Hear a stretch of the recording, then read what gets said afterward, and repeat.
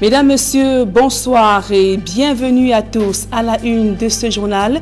Une nouvelle explosion d'une bombe artisanale dans la région du sud-ouest fait 3 morts. Les victimes ont perdu la vie alors qu'elles tentaient de dissimuler l'engin dans un poste de contrôle à Ikok. Cette région du sud-ouest, en proie à un conflit armé, est prise au piège des engins explosifs. 2 bombes artisanales ont été découvertes en l'espace de 24 heures. On fait le point dans ce journal. Pluie d'hommage à Joseph Pokossi Ndoumbe. L'homme politique et pharmacien a été inhumé ce vendredi à suivre dans ce journal. Les hommages, de même que les temps forts de ces obsèques. Voilà pour le sommaire.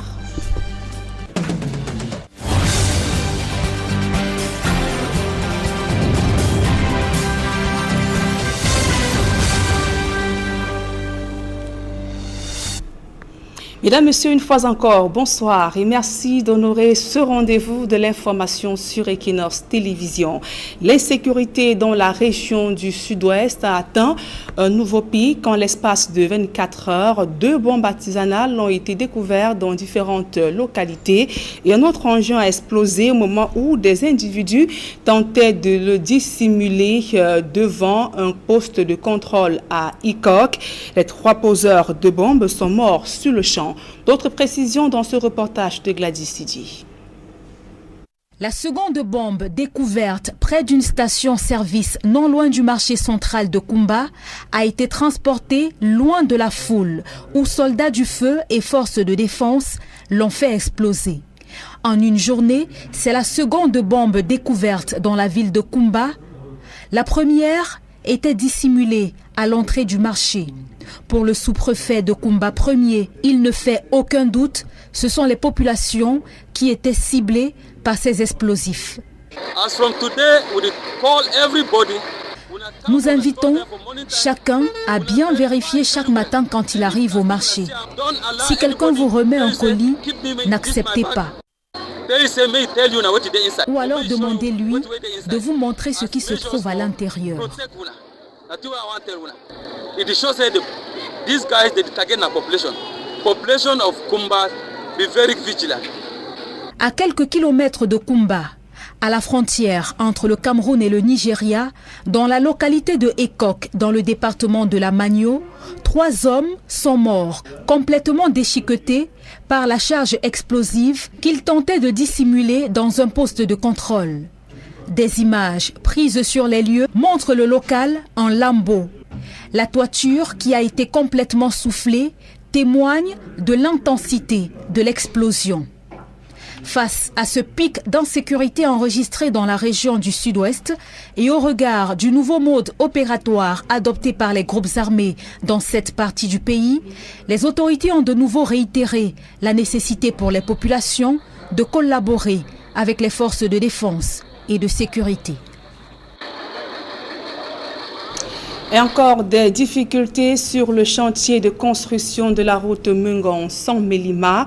Une vingtaine de kilomètres restent encore à bitumer pendant que certains expropriés continuent de réclamer le paiement de leurs dû. En visite sur le site, le ministre Emmanuel Nganou-Djoumessi des Travaux publics prescrit dans l'immédiat le réglage des problèmes qui persistent afin que l'ouvrage soit livré avant la fin de l'année 2021. Le reportage de Marcelin Gansop, Emmanuel Job. C'est une réalité qui en dit long sur le retard, accusé dans la livraison des 114 km qui séparent Mengon de San-Mélima. À divers endroits, des maisons, une quarantaine au total, bloquent l'avancement des travaux. Avant un mois, tout va se régler. Merci beaucoup. Merci. Les propriétaires ont été soit oubliés, soit payés partiellement. Plus grave encore, certains, à l'instar du sieur Bekono, n'ont rien reçu jusqu'ici. J'ai été trimbarré depuis 2010 pour les indemnisations de cette route. Je n'ai aucun radis. Je me dis très bien, comme on s'est vu encore aujourd'hui avec le gouverneur et le ministre, je suis très sûr qu'on va m'indemniser et les travaux de la route vont continuer à ce niveau. Le cas de ce riverain préoccupe particulièrement le ministre des Travaux publics. Il lui a été proposé un montant dérisoire pour sa maison construite en matériaux locaux. Sur le champ, Emmanuel Nganou-Djoumessi a ordonné que ce cas, comme les autres qui traînent encore, soit réglé dans l'urgence, afin que ces victimes d'expropriation libèrent définitivement les emprises. En attendant, vous allez récupérer vos tôles, récupérer vos fenêtres, Récupérez tout ce que vous pouvez récupérer pour que ça vous aide. De telle manière que l'entreprise ne vienne pas avec ses engins pour détruire. Parce que quand on a déjà payé, ça devient la propriété de l'administration. En dépit de ces freins, auxquels il faut ajouter le problème de déplacement des tombes et des réseaux Camtel et Camwater, 54 km sur les 114 ont déjà été bitumés, au grand soulagement des populations qui commencent à ressentir les bienfaits de cette route qui va relier Ebolova à Samelima en passant par Mangon. Cette route Samelima-Mangon a été une route longtemps sollicitée et attendue. Les populations ont déjà l'habitude de poser au niveau de la route leurs vivres. Les populations ont maintenant la facilité de circulation du village vers la ville et ainsi de suite. Et puis même les agences qui maintenant sont reboostées pour aller à Ebolova, ça devient un jeu de maître. La réunion qui a suivi la visite de chantier a permis au ministre des Travaux publics d'apaiser les tensions entre l'entreprise et les populations riveraines. Sans l'accompagnement du chef traditionnel, cette route ne serait jamais à ce niveau. De jour comme de nuit, nous accompagnons la société. Il y a mais il n'y a pas de collaboration. Nous forçons même la collaboration avec la société. Et ce que j'ai interdit, et je voudrais le répéter, c'est de déplacer une tombe avec un engin. Non. On découvre une tombe, alors c'est un nouveau deuil. La famille s'organise, on déplace la maman ou le papa ou le jeune homme qu'on met ailleurs pour que vous continuiez le travail. Les populations se plaignent également des tirs qui ne respectent pas la réglementation en vigueur. Ils ont fait des destructions, ils n'ont pas constaté et les gens ont barré la route. C'est un autre problème qu'ils créent, non seulement pour l'évolution du travail, mais également pour la sérénité. C'est pour ça que, monsieur le ministre, ils doivent se rapprocher chaque fois qu'ils font le tir de l'autorité administrative, de la gendarmerie et de la délégation des mines. Avec un taux d'avancement qui se situe à 86% du marché de base, l'accélération des travaux dépend essentiellement de la libération totale des emprises, aussi bien pour la route principale que pour les travaux de voirie dans la ville de Mangon. Bonne nouvelle, des efforts de rationalisation effectués via certains choix techniques ont permis d'économiser pas moins de 725 millions de francs CFA. De l'argent qui va servir à la réalisation des infrastructures socio-économiques au profit des populations riveraines de la route Mangon-Samelima. À présent, les hommages rendus ce vendredi à Joseph Pokosi Ndoumbe, l'ex-délégué du gouvernement auprès de la communauté urbaine de Douala et ancien député, a été inhumé ce vendredi. C'était en présence des membres du gouvernement, amis et connaissances venus saluer sa mémoire. Ce pharmacien de formation a été décoré à titre posthume par le représentant personnel du chef de l'État, Paul Biya. Retour sur cette cérémonie remplie d'émotions dans ce reportage que signe Sedingding. C'est un silence de mort qui a accompagné la dépouille de Joseph Dipita Pokosi Ndoumbe vers sa dernière demeure. Une cérémonie en clin d'émotion pour celui qui fut dans les années 90 délégué de la communauté urbaine de Douala. Je prie le Seigneur pour apaiser le cœur de toutes les personnes qui te pleurent aujourd'hui. Tu m'as manqué, repose en paix, je t'aime.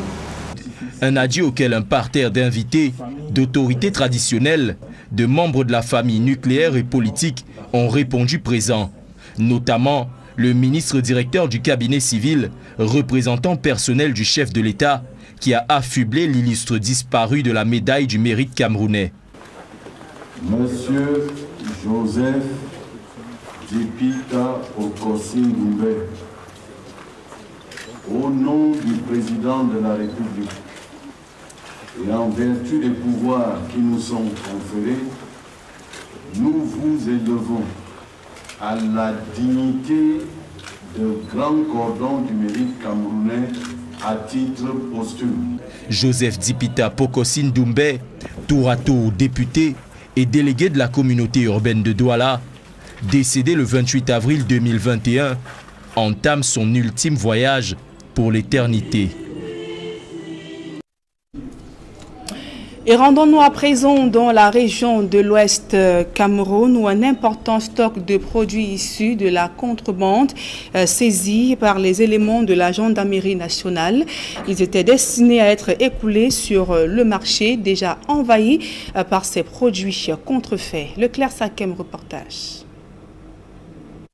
La région de l'Ouest Désormais, tel un carrefour des opérateurs heureux, s'illustre ce dernier mois par des prises des produits de grande consommation, de qualité douteuse, issus de la contrefaçon et du frélatage. Après des quantités de carburant frélaté saisies à travers la région, la Légion de gendarmerie vient de mettre la main sur un stock considérable de boissons des mains des contrebandiers. Les produits illicites passent en plein dans la région du soleil couchant. Dans le cadre de l'une de nos missions régaliennes, nous avons pu mettre la main au lieu de Camcop sur un important stock de produits de consommation brassés sur la licence Guinness Nigeria PSC 24 appartenant à un fournisseur illicite. Face à cette recrudescence du phénomène de contrebande et de contrefaçon dans la région de l'Ouest, le colonel Bambilo James appelle à la vigilance des populations. On retrouve dans certaines localités des maisons de fabrication de faux produits. Donc nous attirons l'attention des populations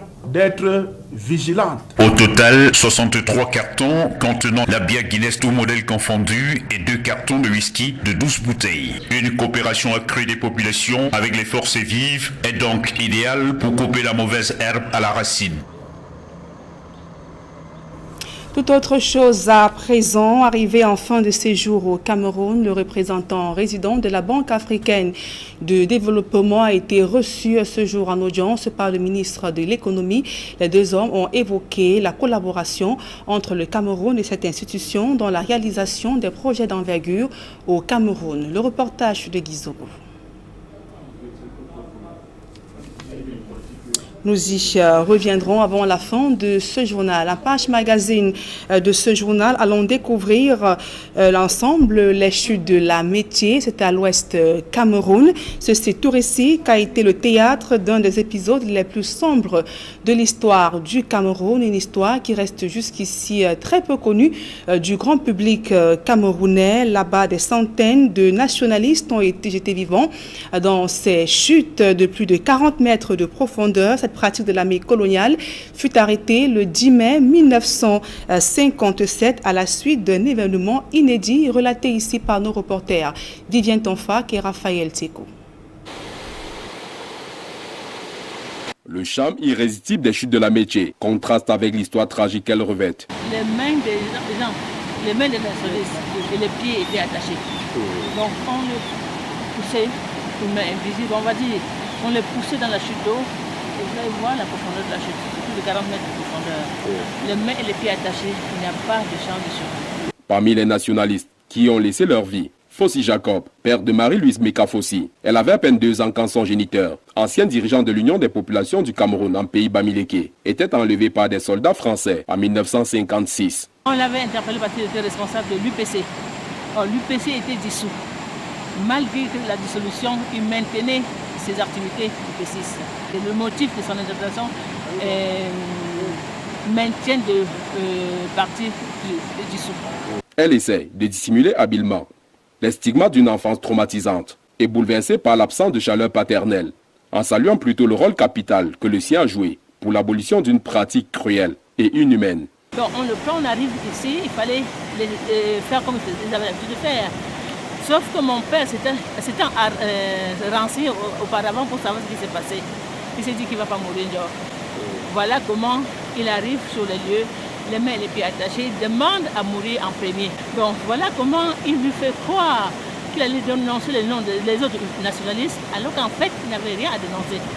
Le blanc commence à écrire, il demande à ses geôliers de se mettre un peu à l'écart. Il commence à écrire le nom. Mon père dit non, c'est pas bien orthographié. Il lui demande, donc vous pouvez écrire, il dit oui. Voilà comment on attache les mains pour qu'il puisse bien écrire les noms des autres nationalistes. Et trompant sa vigilance, et le blanc avait confiance, il trompe sa vigilance. Et voilà comment il le prend de la ceinture et tous sont tombés dans l'eau. Et voilà comment les autres personnes ont pu la sauver. Mon souhait aurait été que l'histoire soit sûre. Parce qu'il a préféré donner sa vie pour sauver celle des autres. Nous étions tous mineurs. Le dernier enfant n'avait qu'un mois. Il préfère la patrie que ses enfants. C'était un enfant. Aujourd'hui, les esprits de ces nationalistes, que certains ont symbolisés par ces pierres, ou cola, jujube, sel et huile de palmiste rouge sont déposés en offrande chaque jour, rôdent autour de la Métier. Ils nous réclament leur part de sel et tout, il faut qu'on vienne leur donner. Parce que nous, on ne dépend pas de nous-mêmes. Et tout ça, ce qu'on voit là, qu'est-ce que ça représente? Ce sont les esprits, on est Dieu. Oui. Porteuse d'un projet ambitieux pour honorer la mémoire de tous les nationalistes qui ont livré leur dernier combat dans ces chutes, Marie-Louise s'est heurtée à la désinvolture des dirigeants camerounais. J'avais pensé, pour réparer les torts aux victimes, qu'il y ait une stèle à la mémoire de tous les martyrs précipités ici. Mais seulement seul, je ne pouvais pas. Et j'ai pensé demander à l'ambassade de France, au gouvernement camerounais, pour qu'ensemble, on puisse faire quelque chose. Mais étant un individu seul, je n'ai pas osé demander. Tout simplement parce que j'avais écrit en 2007, demandant l'officialisation de cette histoire, afin d'essayer de penser nos blessures. Mais je n'ai jamais eu de réponse. Pourtant, c'est une lettre recommandée avec accusé de réception à M. le Président de la République en décembre 2007. Repliée sur soi-même, elle vient de créer à Bafoussam un espace pour permettre aux générations postérieures de ne jamais oublier celui grâce à qui la métier cessa d'être une sorte de guillotine pour nos nationalistes. Disait il y a quelques instants, le représentant résident de la Banque africaine de développement, arrivé en fin de séjour au Cameroun, a été reçu ce jour en audience par le ministre de l'économie. Les deux personnalités ont évoqué l'apport de cette institution financière dans la réalisation des projets d'envergure au Cameroun. Le compte rendu de Rodrigue Ngassi et de Guizougo.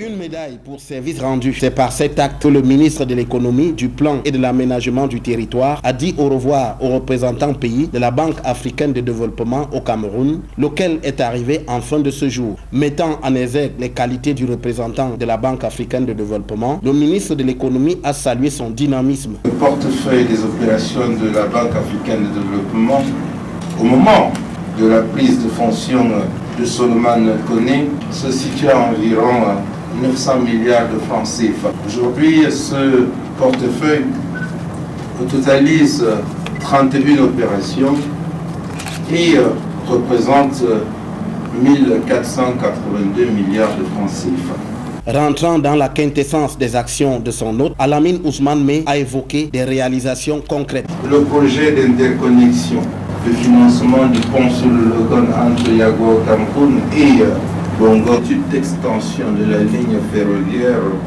Ndanderi-Djamena.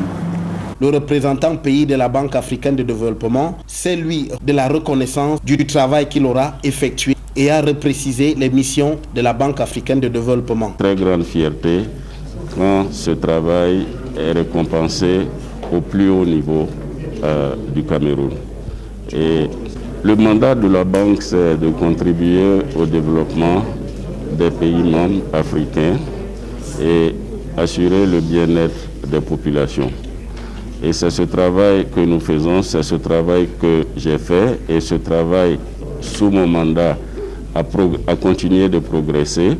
Notre portefeuille représente aujourd'hui 1482 milliards de francs CFA, surtout dans des infrastructures structurantes et dans divers autres domaines qui visent à améliorer le bien-être des populations. Parmi les chantiers bénéficiant d'un financement de la Banque africaine de développement au Cameroun, il y a la route nationale numéro 11, la Ring Road, dans le nord-ouest, dont l'accord de prêt, selon le ministre de l'économie, est en attente des signatures. L'actualité hors de nos frontières à présent, le général Mahamat Idriss Déby Itno effectue une visite officielle au Nigeria. Le président du Conseil militaire de transition au Tchad a été reçu en fin de matinée par le président Muhammadu Buhari au palais présidentiel. Lors de cette rencontre, le chef d'État nigérian a promis d'aider le Tchad à se stabiliser, à réussir sa transition jusqu'à l'organisation des élections. Le général Mahamat Idriss Déby a remercié le Nigeria pour sa solidarité manifestée envers son pays après le décès du maréchal Idriss Déby. Comptant sur le Nigeria, il a donc renouvelé son engagement à organiser les élections libres et équitables dans 18 mois au Tchad. De l'information à caractère commercial à présent avant la fin de ce journal. La Cameroun Telecommunication Camtel récompense ses meilleurs employés. Les heureux élus ont donc reçu des lettres de félicitations et des primes allant d'1 à 15 millions de francs CFA. C'était lors de la célébration de la fête du travail organisée à l'agence de Douala. Reportage. La fête du travail 2021 restera jamais gravée dans la mémoire de tous les employés de la Camtel.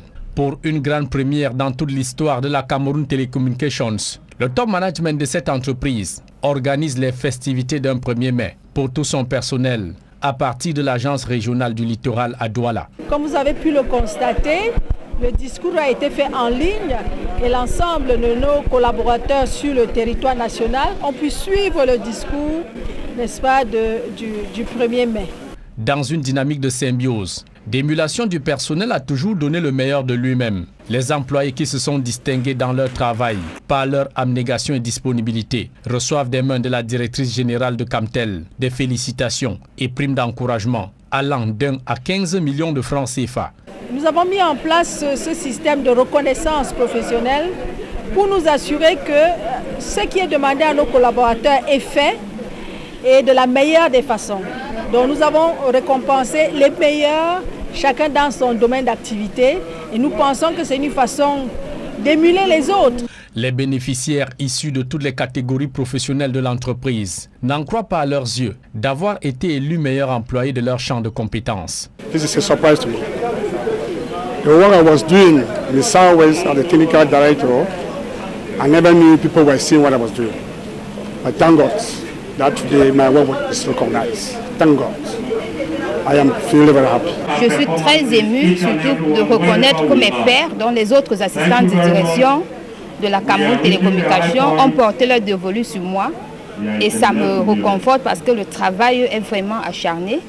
Surtout que mon directeur, qui est le directeur général de Camtel, est quelqu'un de très pointueux, très minutieux et qui aime le travail bien fait. Pour la directrice générale de la Camtel, les défis à relever sont énormes. La motivation du personnel, c'est donc la clé pour l'atteinte des objectifs que le gouvernement a fixés à l'opérateur historique de la téléphonie au Cameroun. The advice is that you have to work hard wherever you are, be it in the extreme north or in the south or in the southwest. The head office is watching all of you and then can appreciate the work and effort that you're doing in order to make the company grow and take it to the level that it deserves, in the nation and in the sub-region. Au cours de son échange avec l'ensemble du personnel par visioconférence, la directrice générale Judith Diasondé recommande à tous les collaborateurs et employés à respecter l'observance stricte des mesures barrières pour éviter toute contamination de la Camtel au Covid-19. Sur l'implémentation du bilinguisme, prescrit par la Commission du bilinguisme et du multiculturalisme, Judith Diasondé engage tout le personnel de Camtel à se mettre simultanément à la pratique quotidienne du français et de l'anglais, les deux langues officielles du Cameroun. C'est la fin de ce journal. Mesdames et messieurs, merci pour votre aimable attention. Retrouvez dans un instant Serge Alain Otto et ses invités pour le débrief sur le plateau d'Equinox Soir. Et Serge Alain, vous revenez sur cette nouvelle explosion d'une bombe artisanale à Icok qui a fait 3 morts. Voilà, 3 personnes qui tentaient, dans le jargon de la Deuxième Guerre mondiale, on les appelait des kamikazes. Ces personnes qui étaient chargées de bombes, qui tentaient de poser des bombes dans un poste de police, de contrôle, de ce côté-là, qui ont malheureusement trouvé la mort. Mais on va également revenir, comme vous l'avez montré dans votre journal, cet incident survenu, toujours du fait de cette bombe artisanale au niveau du marché de Kumba 1er, je crois bien. C'est-à-dire ce nouveau mode opératoire pour les séparatistes dans cette région du nord-ouest, dans le Nozo, comme on l'appelle de manière triviale. Donc c'est l'essentiel. Equinox Soir, deuxième partie, Nadine Yambou. Bonne soirée à vous. Bonne soirée à vous, Serge Alain. Bon week-end à vous également. Bon week-end à vous, Serge Alain.